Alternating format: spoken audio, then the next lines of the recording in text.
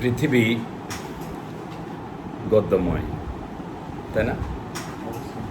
গদ্যময় বলতে ছন্দের সাথে তাল মিলিয়ে এই জীবন চলার পথ সঠিকভাবে চলে যায়।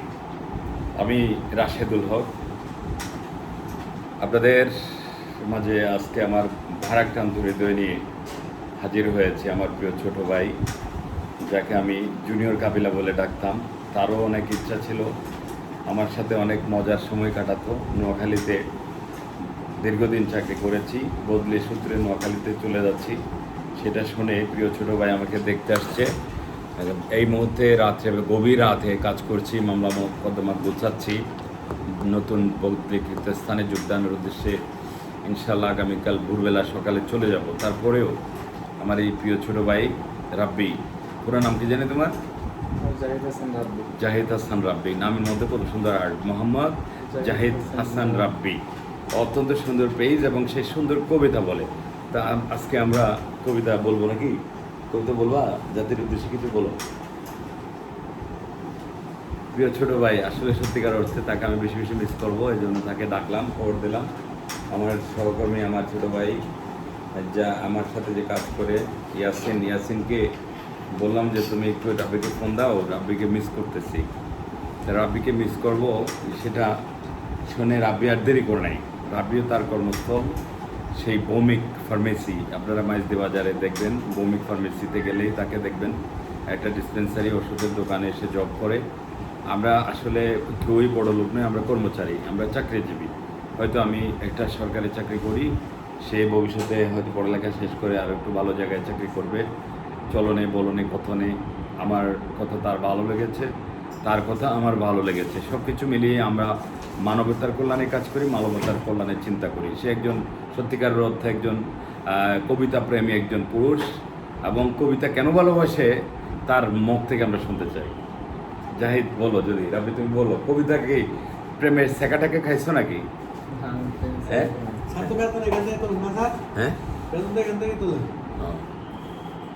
তাই বলো, শেষ করে আউট দিয়ে দাও, আমার বাড়ি করে দাও।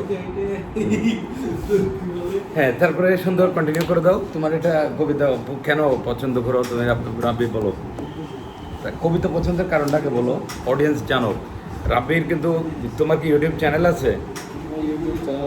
একটা ইউটিউব চ্যানেল করে ফেলবা। হ্যাঁ, ওর একটা ফেসবুক আইডি আছে, আমি নিজে একটা তাকে ফেসবুক পেজ খুলে দিয়েছিলাম। পেজটা কি কন্টিনিউ করো?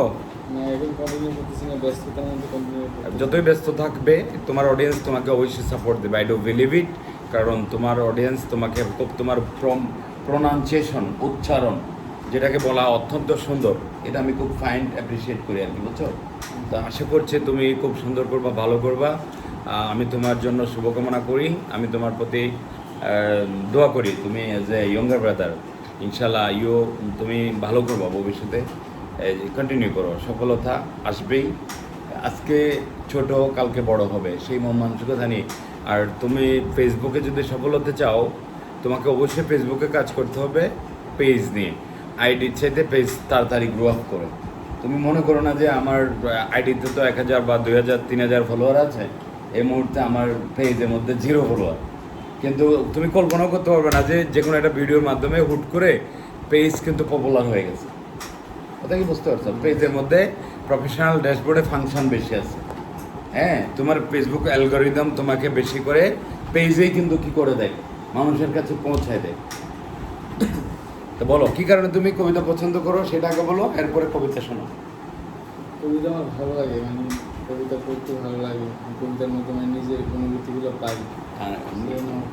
প্রেম করে কারোর সাথে কি শেখা টেখা হয়েছে? না, আমি প্রেম শেখা করি। প্রেমিক পুরুষ মানে রানিং আছে নাকি? কাউকে পছন্দ করো, ভালোবাসো? আপাতত কারোর সাথে রিলেশন নাই, ছিল আগে একটু বলে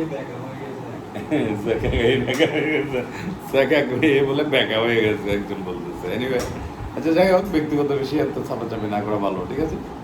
এটা যেহেতু পাবলিক প্লেসে কথা হচ্ছে, এবার কানে কানে বলতে হবে। কোনো প্রেমের কবিতা বলবো না, মানে একটু বড় করে বলতে হবে। হ্যাঁ, একটা মানে দেশের যে পরিস্থিতি এখন, এই পরিস্থিতি নিয়ে একটা কবিতা বলবো। পলিটিক্যাল না তো আবার পলিটিক্যাল না, পলিটিক্যাল বলা যাবে না, হ্যাঁ। পলিটিক্যাল না, কারণ আমার সার্বজনীন একটা কবিতা। রাইট, আমার আইডিতে বা আমার প্রোফাইলে পলিটিক্যাল কোনো ইস্যু আসবে না। হ্যাঁ। সার্বজনীন কবিতা। বলো। কবিতার নাম হচ্ছে ইতরের দেশে। ইতরের ইতরের দেশে। ইতরের দেশে, হ্যাঁ। লিখেছেন নবারুণ ভট্টাচার্য। নবারুণ ভট্টাচার্য। আমি এক ইতরের দেশে থাকি, আচ্ছা। এখানে বণিকেরা লেখকের উদ্ভাবন করে এবং লেখকরা উদ্ভাবিত হয়। আমি এক ইতরের দেশে থাকি, যে দেশের বুদ্ধিজীবী অধ্যুষিত সরকার শীতের ইথারের মধ্যে গরিব মানুষের ঘর ভেঙে দেয়। আমি একটি ইতরের দেশে থাকি, যেখানে অবশ অক্ষরমালা চিবোতে চিবোতে কবিরা গরু হয়ে যায়। উল্টোটাও যে হয় না এমন বলা যায় না। আমার ভাগ্য আমি নিজের হাতে ভেঙেছি, তাই বাতিল স্টিম রোলারদের কাছে বসে থাকি আর নতুন কাল্পনিক রাস্তা বানাবার গল্প শুনি। এটা আমাদের দেশের জন্য খুব বাস্তবমুখী একটা কবিতা। যাই হোক, আমি আমার দেশকে আমি ভালোবাসি, আমার দেশকে আমি ভালোবাসি বিধায় আমি এত নেরোভাবে দেশকে বলতে পারবো না। হ্যাঁ, আমার দেশ সোনার দেশ, আমার দেশ বাংলাদেশ। দেশকে তো আমরা সবাই কিন্তু ভালোবাসি। আমাদের দেশের মানুষ মানুষ- আমি তুমি খারাপ, হ্যাঁ, আমি তুমি দেশ- খারাপ তাই বলে আমার দেশকে, দেশ- হ্যাঁ, দেশটা- ইতর ব্যক্তিটাকে দেশ- মিন করেছে সে। হ্যাঁ। তার কবিতার মধ্যে মানে উঠেছে দেশটা তো দেশের। অবশ্যই দেশটা ভালো, মানে আমাদের যারা নেতৃত্ব দেওয়া হয়তো বা তারা একটু- যাই হোক, ওগুলো যারা- অনেকটা পলিটিক্যাল ইয়েতে চলে যাচ্ছে, আমরা এগুলো কথা না বলি। তো আমার দেশ ভালো চলুক, মানে তার আভ্যন্তরীণ এই কথার ভাবার্থ হচ্ছে, কবিতার ভাবার্থ যেটা আমি বুঝতে পেরেছি, তার মনের আকুতি মিনতি যেটা, সেটা হচ্ছে আমার দেশটা আরও সুন্দর চলুক, আমার দেশটা আরও ভালো চললে ভালো হতো। এই জিনিসটা হচ্ছে তার মনের ছাওয়া, যেভাবে চলছে দেশটা, যেমন নাতিশীতোষ্ণ অঞ্চল, এই দেশের জলবায়ু আবহাওয়া এবং সারা বিশ্বের চাইতে অনেক অনেক বেশি। আমরা বাংলাদেশ নয়, সারা ওয়ার্ল্ডের বিভিন্ন জায়গাতে যাওয়ার সুযোগ হয়েছে, বিভিন্ন দেশ, হ্যাঁ, সেই পশ্চিম আফ্রিকা বা বিভিন্ন, মানে দেশের নাম নাই বললাম, অনেকগুলো দেশ আলহামদুলিল্লাহ আল্লাহর রহমতে ঘোরার সুযোগ হয়েছে। কিন্তু এমনও দেশে দেখেছি যে মানে পাথর ভালি ছাড়া কিছুই না, মরুভূমি দুধু বালুচর। তো সেই তুলনায় আমরা আমাদের বাংলাদেশের মাটি ষড় ঋতুর বাংলাদেশ, যেখানে নাতিশীতোষ্ণ অঞ্চল, 2 মাসে এক একটা ঋতু পরিবর্তন হয়।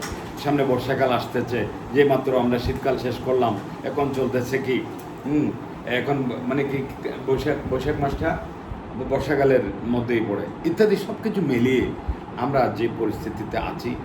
তো আলহামদুলিল্লাহ আমাদের দেশের সেই যে জলবায়ু এবং আবহাওয়ার মাধ্যমে যে সাপোর্টটা পাওয়ার কথা, সেই সাপোর্টটা যদি আমরা সত্যিকার অর্থে, মানে আল্লাহ প্রদত্ত যে সাপোর্ট আমরা পাচ্ছি, সেই সাপোর্টটা আমরা যদি নিজেদেরকে দিতাম, নিজেরা নিজেদের সাথে বেইমানি না করতাম, নিজেরা নিজেদের সাথে বাটপারি না করতাম, তাহলে কিন্তু আমাদের দেশ আসলে সত্যিকার অর্থে আমাদের এই রিসোর্স, আমাদের সম্পদ খেয়ে শেষ করতে পারতাম না।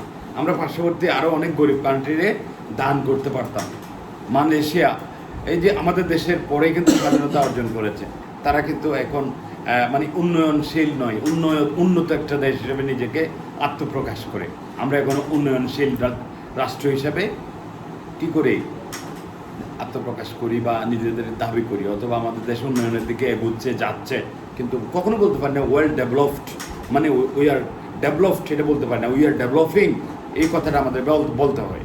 তো যাই হোক, আমরা চেষ্টা করবো যার অবস্থান থেকে একটু অসাধু, অসৎ চিন্তা, অসত্য, এই বিষয়গুলো নিজের থেকে যদি একটু বের করে ফেলে দেই, নিজের পশুত্বটাকে যদি স্যাক্রিফাইস করি, সামনে আমাদের মাহে রমজানুল করিম আমাদের শেষ হয়ে গেল, আমরা ঈদুল ফিতর শেষ করেছি, সামনে ঈদুল আজহা আসতেছে। ঈদুল আজহার মাধ্যমে আমরা শিক্ষা পাচ্ছি কি, স্যাক্রিফাইস করা, ত্যাগ করা, নিজের পশুত্বকে ত্যাগ করা, নিজের মধ্যে যে ভুল ত্রুটি আছে যে ইত্যাদি বিষয়গুলোকে ত্যাগ করা। তো তার কবিতার মাধ্যমে আমরা এমনটাই শিখেছি। ধন্যবাদ সবাইকে, মাই audience, loving audience of YouTube channel and also Facebook, আমাদের প্ল্যাটফর্মে যারা রয়েছেন সবার জন্য শুভকামনা, বেস্ট অফ লাক, সবার জন্য অনেক অনেক শুভকামনা।